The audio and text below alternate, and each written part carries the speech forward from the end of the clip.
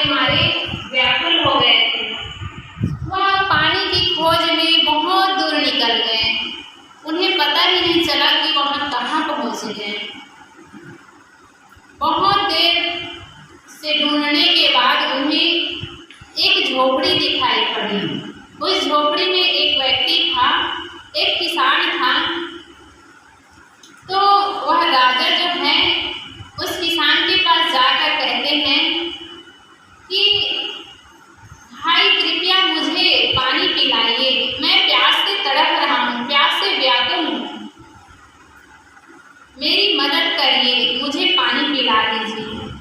तब वह बूढ़ा व्यक्ति रहता है, किसान व्यक्ति, वह अपने कुटिया से निकलता है, अपनी झोपड़ी से निकलता है और राजा को पानी पिलाता है। जब राजा पानी पीकर अपनी प्यास की सुधा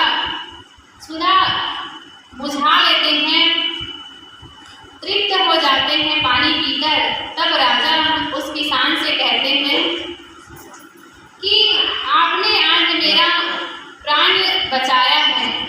यदि आपने मुझे पानी नहीं पिलाया होता, मुझे सही समय में पानी नहीं दिया होता, तो मैं आज मर ही जाता, मेरा प्राण पखेरु इस संसार से निकल ही जाता। आपने मेरी समय रहते मदद की है, इसलिए यदि आपके पास कभी भी कोई भी प्रकार से विपत्ति आए, कष्ट आए, तो आप मुझे याद कर लीजिएगा, मैं भी आपके काम आ सकूं। इसलिए मैं आपको चिन्ह रूप में एक अंगूठी देता हूँ। आप उस अंगूठी को लेकर मेरे राज्य में कभी भी कोई विपत्ति होगी तो आ सकते हैं और मुझसे सहयोग ले सकते हैं। ऐसे कहकर राजा वहाँ से चले गए। कुछ दिन बीता और उस किसान के पास एक समय ऐसा आया कि वह विपत्ति में घिर गया। उनके पास खाने के लिए अनाज का एक दाना भी नहीं था। वह सोचने लगा, इस विपत्ति के समय में मेरी मदद कौन करेगा। वह सोच में पड़ गया। फिर उन्हें याद आया कि एक दिन राजा ने मुझे कुछ चिन्ह स्वरूप दिया था, मुझे उसी को पकड़कर उसके राज्य में जाना चाहिए और राजा से मदद लेनी चाहिए। तो वह किसान जो है उस राज्य में, राजा के राज्य में पहुंचता है और राजा के जो सैनिक होते हैं उन्हें वह राजसी अंगूठी दिखाता है।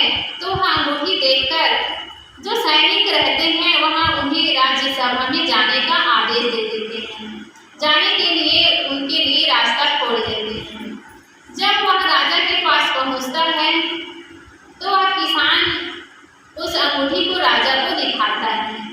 जैसे ही अंगूठी देखते हैं राजा तो समझ जाते हैं कि मैंने इन्हीं किसान के यहाँ प्यास से तड़प रहा था तो उन्हीं ने मुझे पानी पिलाया, उसी के द्वारा मेरा प्यास जो है बुझा, मैं मरने वाला था, उसको उन्होंने बचाया। वह जो राजा होते हैं वह किसान से कहते हैं, कहिए आपको क्या परेशानी है, मैं आपकी क्या सेवा कर सकता हूँ, क्या मदद कर सकता हूँ। तब किसान अपनी विपत्ति को बताते हैं। जब किसान अपनी जो समस्या है वह राजा के पास रखते हैं तो राजा उन्हें एक घना जंगल, लकड़ियों से भरा हुआ, पेड़ों से भरा हुआ एक जंगल उन्हें किसान को दे देते हैं।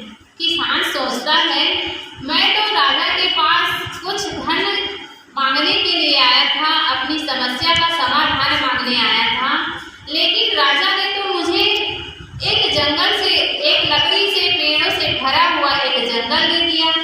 भला इस विपत्ति के समय इसका क्या काम। वह सोचते सोचते राज दरबार से निकला और जब उस जंगल में गया तो वह सोचने लगा, अब इस लकड़ी का क्या करूं, इसको कैसे मैं बेचकर अपनी जो विपत्ति आई हुई है, खाने के लिए मेरे पास एक दाना नहीं है भोजन का, तो मैं इसको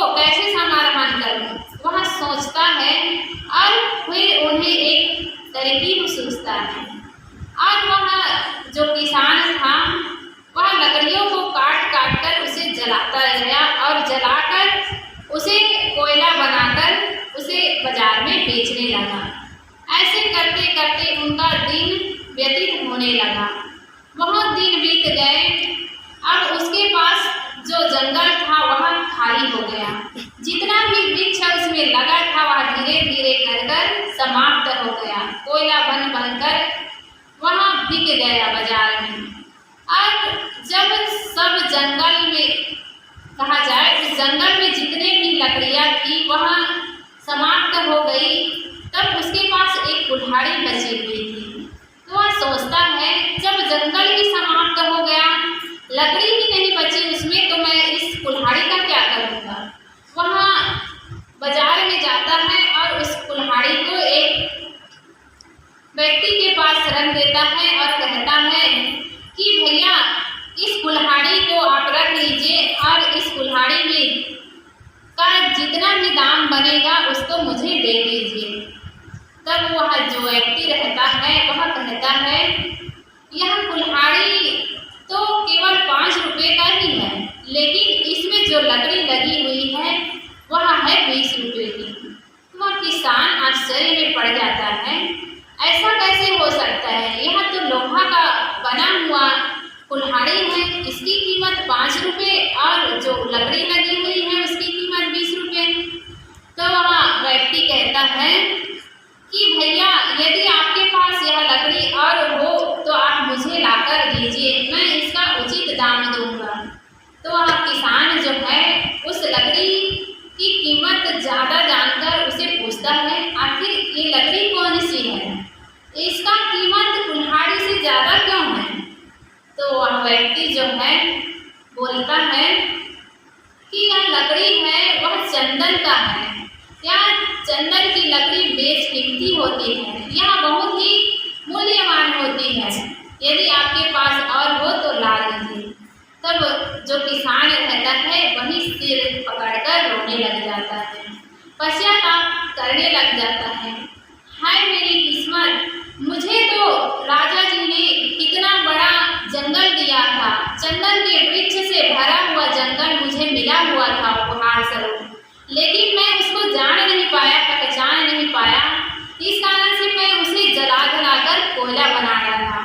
और कोयले का दाम होता कितना है, मैंने उसे पानी के मूल्य बेच दिया।